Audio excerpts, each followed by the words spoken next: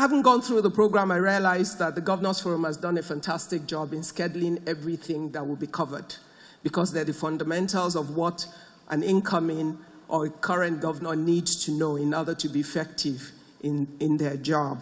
I've therefore decided to deal with a simple issue, but an issue that is personal to each of you as governors, an issue that you have control of, and it's not about what anybody else does, but about what you do. And in doing that, I have chosen to ask a few questions. And I start with a question of you saying to yourself, who am I?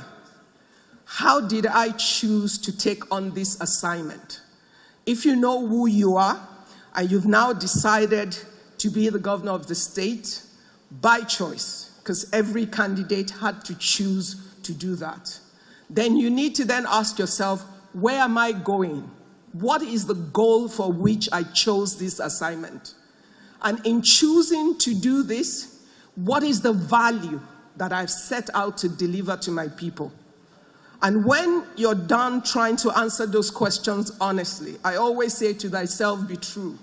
Because no matter what we say to other people, when it's just you and your mirror, you can look at yourself and be truthful to yourself.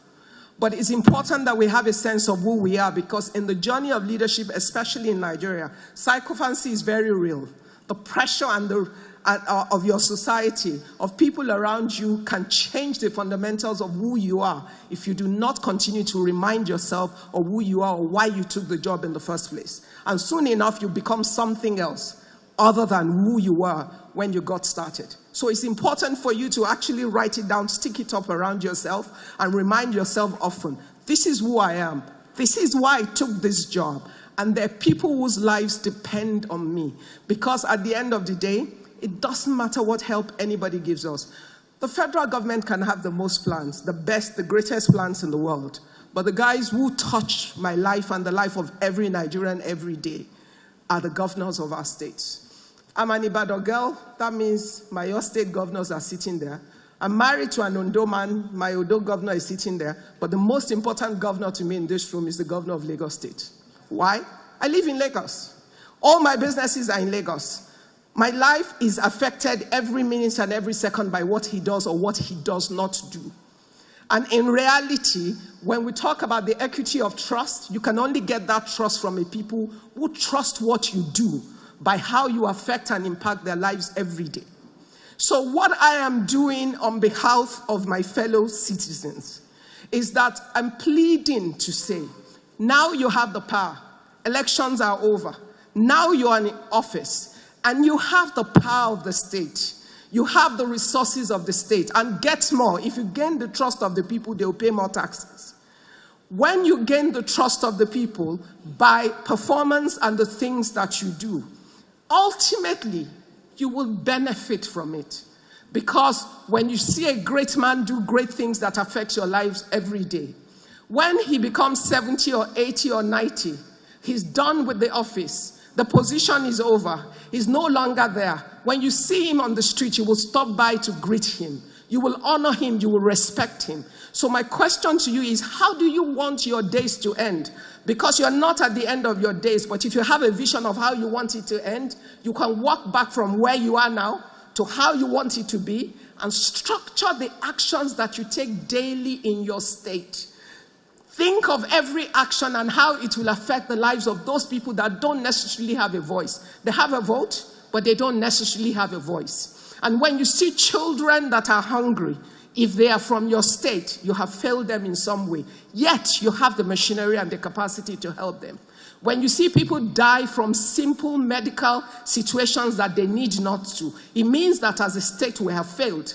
But we have the capacity to help and to make things different. Now, you're not going to be able to solve all the problems. That's important. But the integrity of the heart of the leaders and your commitment to truly change the lives of your people is what will bring for you all the help that you need. Because when a man sets out to do the right thing and he shows good faith, every kind of help will come from everywhere. People will do things for you without being taking a dime, because they can see your commitment and the integrity of your heart. And therefore, for a nation to truly be great, the integrity of every man that is sitting at this table as a governor or a governor-elect is critical to our nation building. You need to own your own vision for your life. You need to decide what you want your legacy to be. And you have the opportunity from this moment to build that legacy by the things you do every day. There will be people that will seek to derail you. But by being confident of who you are and making the decision that I will live true to how I was brought up, to my values, to what is right for my country, to what is right for my people, that I want to be able to walk freely amongst my people, even when I'm done and I'm old and tired. When you think with that determination, your actions will change things for people. You might not do everything. You will not do everything. Just choose roads, choose education, choose health. Make your contract clear with your state. Let them know how resources cannot cover all of this. These are the only things I will do in the next 4 years, and deliver on those things. Once you're clear and your people understand, they will stand by you and defend you in the day of trouble. And at the end of the day, you will get much more than any money that anybody can pay you. Let me just share a few little things as I finish. Something that Gandhi said, but that has impacted me very much. In this position, it's generally assumed there's opportunity for wealth. But if you want to build our nation and do it right and use the office that you have and use it right, you will be guided by not building wealth without work.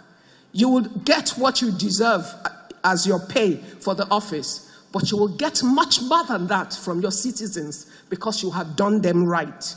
Don't seek for pleasure without a conscience. Because in seeking pleasure without conscience, there will be traps set for you every day around you that will derail you from your goal. Which is why it's important that you know who you are, why you're there, why you set out to do this, and you must stick to that which is right to do. Don't seek for knowledge without character. A man that does not have character does not deserve to be leading any part of our value chain of leadership in this country. But if you're there, seek to be the example for the people that will serve under you in your government and the people of your state. Ultimately, there is so much joy in seeing the accomplishment of that which you set out to do and in seeing lives that are fulfilled because of that which you have done. Don't seek for commerce without morality. In building the economy of your state, make sure that you can ensure that there's transparency and things work and there's accountability so people can see what you do every day. And even when mischief makers appear to try to turn that which you've done upside down, there would be ordinary citizens that will rise up to defend you based on how they have interacted with you and seen that which you have done. And as I finish, please don't seek for politics without principle. You know, people ask us every day, why aren't you in this party and all of that party or the other? Why aren't you joining in politics? Let's be honest. We do not have politics of ideology in our country so far. We have politics of people. And if you want the right people to gather and give us the critical mass that we need to build our nation, you are the next generation of leaders that can ensure that we begin to set the template and the agenda for a great nation to be great. It hurts me. It breaks my heart every time you're talking to people outside of this country and they open their mouth and talk about this nation that you know that within it is everything that it needs. We have all the human minds that we need to build a great nation. God has worked abundantly with resources. Some of your states are richer than others, but guess what? It's not even so much about how rich you are. It's how well you apply the resources that you have sincerely to the needs of your people. Even as you do that, ordinary citizens will help you to think through. You don't have all the answers, but you have humans around you that can support you. And they don't have to come from your state. We all need Nigeria to work. It doesn't matter what state. For me to drive from Lagos to Ondo, I'm going to come across how many states. So I need every part of Nigeria to work. To fly to Abuja today, assuming I was driving, imagine how many states of Nigeria I will pass through to get here.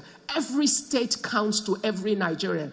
And it doesn't matter where we come from. If you need help, look for the Nigerian that can help you.